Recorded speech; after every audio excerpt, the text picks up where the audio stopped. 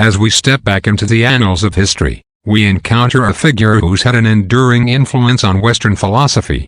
Not because he wrote vast volumes or because he led great armies, but because he asked simple questions. That man was Socrates, and he introduced the world to a unique way of understanding the truth, the Socratic method. Beginnings in ancient Athens. Born in 469 BC, Socrates was a native of Athens, a city-state brimming with art, culture, and intellectual progress. Despite being born in this era of enlightenment, little is known about Socrates' early life, primarily because he left behind no written records. Our understanding of him comes mainly from his students, particularly Plato, the philosopher in the Agora.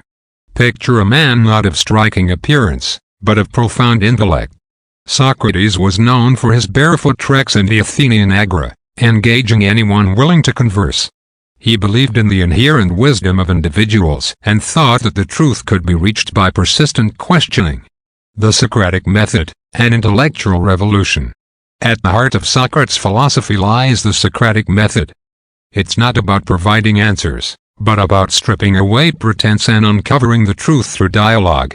By asking a series of clarifying questions, Socrates would challenge his interlocutors to think deeply and critically about their beliefs. Imagine a dialogue on justice. Instead of providing a definition, Socrates would ask, "What is justice?" When answered, he might follow with, "Is an act just because gods approve of it, or do gods approve of it because it's just?" This process of questioning was not intended to confound but to clarify. Champion of virtue and ethics. Socrates was not just about method. He was about morality. He often linked knowledge with virtue, asserting that knowing what's right invariably leads to doing what's right. For Socrates, the highest form of human excellence wasn't physical strength or noble birth, but virtuous living. An educator, not a teacher. Socrates did not consider himself a teacher in the traditional sense. He claimed he had no wisdom of his own to offer. Instead, he saw himself as a midwife, assisting others in giving birth to their own ideas. This perspective reshaped education. It shifted the focus from rote memorization to critical thinking, from passive listening to active dialogue. Trial and death, the martyrdom of a philosopher.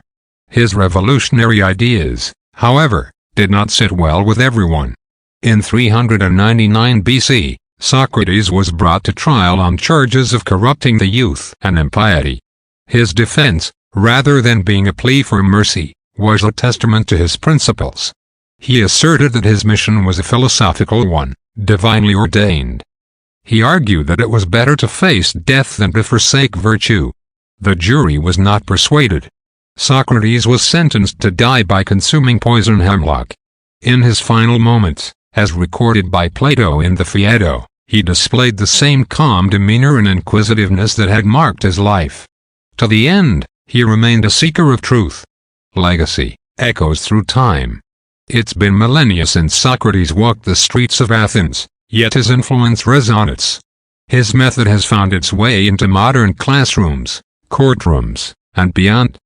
The Socratic method encourages deep, reflective thought, promoting an understanding that goes beyond surface-level knowledge. In today's rapidly changing world, where information is plentiful but wisdom seems scarce, Socrates' emphasis on introspection, on questioning our assumptions, has never been more vital. He reminds us that the unexamined life is not worth living. Impact on modern education and critical thinking. The ripples of Socrates' influence are felt in contemporary education. His method promotes not just the acquisition of knowledge but its understanding. Students are encouraged to ask why, to probe deeper, to challenge their preconceptions. Moreover, critical thinking, a skill highly prized in today's complex world, owes much to the Socratic method. It's about discerning the truth in an era of misinformation, about developing informed opinions in a time of polarized debates. In closing, Socrates, the man behind the method, was not just an ancient philosopher but a beacon for all times. His life and teachings urge us to seek knowledge, to value virtue, and to engage with the world around us not as passive recipients but as active, critical thinkers. As we reflect on his contributions, we're reminded that philosophy is not a distant, abstract field but a living, breathing discipline. It's about understanding the world, yes, but also about understanding ourselves. And in that quest, Socrates remains our eternal companion.